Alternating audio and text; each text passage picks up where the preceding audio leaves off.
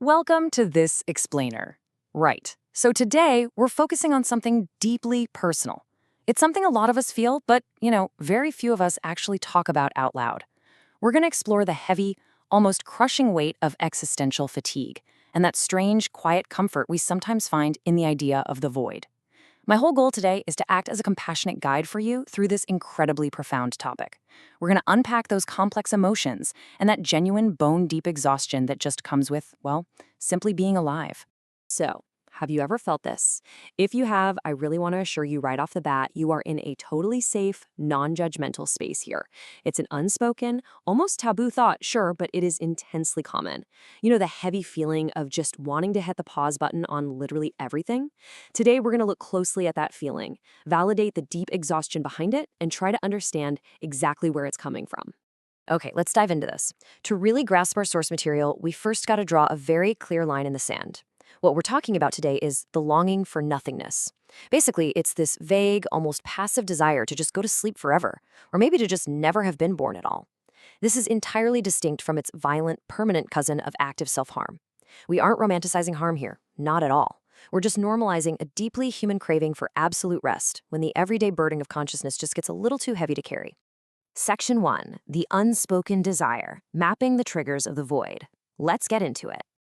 Let's explore the everyday realities, the completely normal situations and thoughts that can suddenly just plunge us into this very specific, isolating type of misery. Sometimes it's triggered by a sudden wave of embarrassment or shame.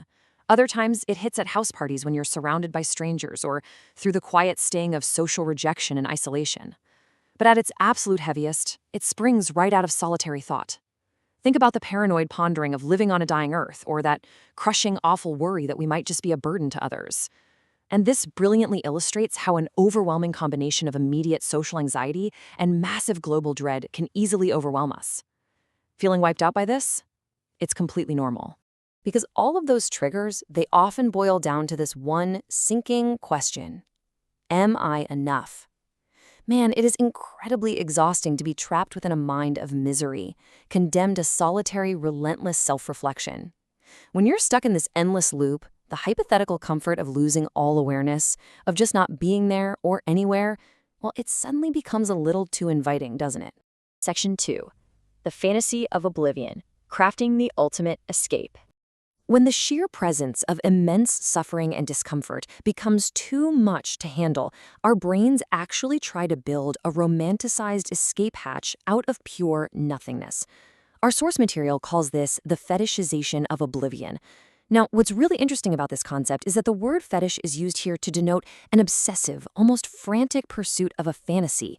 The mind gets so totally laser-focused on the idea of stepping out, of finding an alternative to self-hatred, boredom, and despair, that it completely forgets one massive, glaring logical flaw in the plan.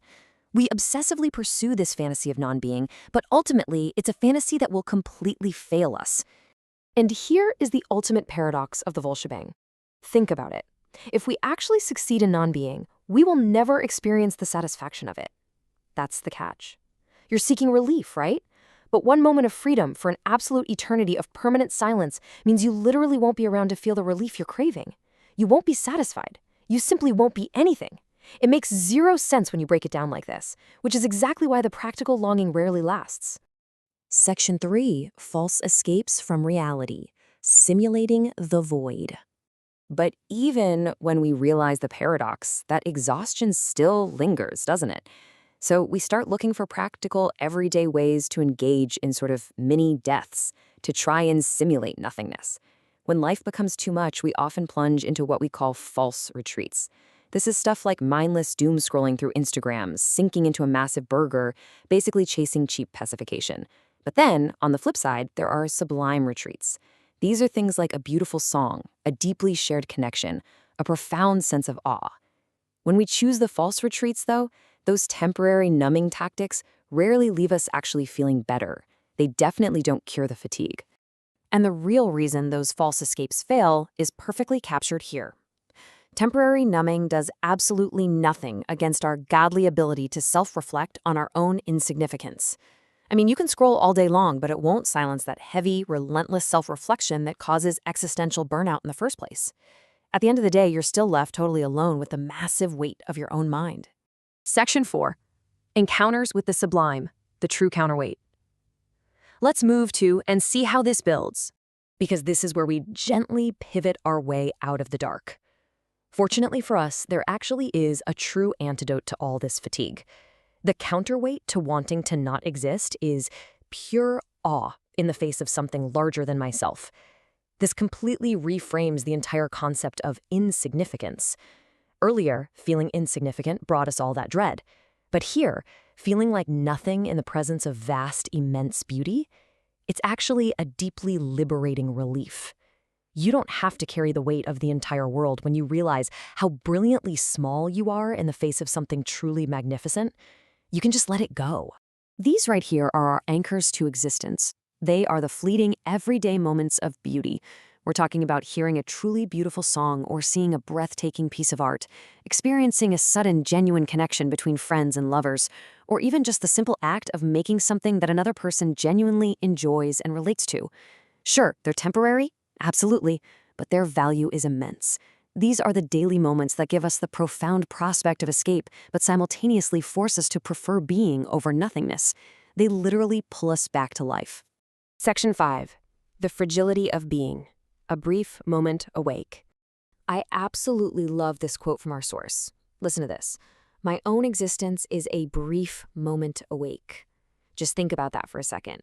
When you really stare into the sheer fragility of it all, you realize you are barely anything to begin with. And honestly, that is perfectly fine. You don't have to be some permanent, immovable object.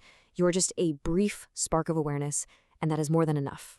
So the crucial point is that being itself is pure chance. I mean, out of an eternity of silence and infinite cosmic dust, you somehow beat astronomical odds just to be here, right now, experiencing the friction and the warmth of reality.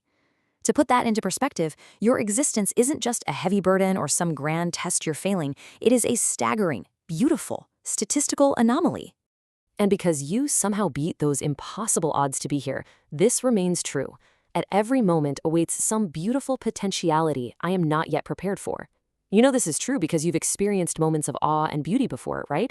Even in your darkest, heaviest moments of fatigue, the fact that you felt joy in the past basically guarantees that future moments of incredible, unexpected, everyday beauty are out there waiting to be discovered. If you tap out now, you miss them. There's no going back. So I want to leave you with this final provocative thought. Since non-existence is going to come to us all soon enough anyway, why not stick it out for just a little bit longer? Seriously, why not stay for the next beautiful moment, the next song, the next real connection? Your fatigue is completely valid, and yes, the void is incredibly heavy. But your brief moment awake is a rare and profoundly beautiful chance. Thank you so much for joining me for this explainer, and I truly hope you find your next fleeting moment of awe today.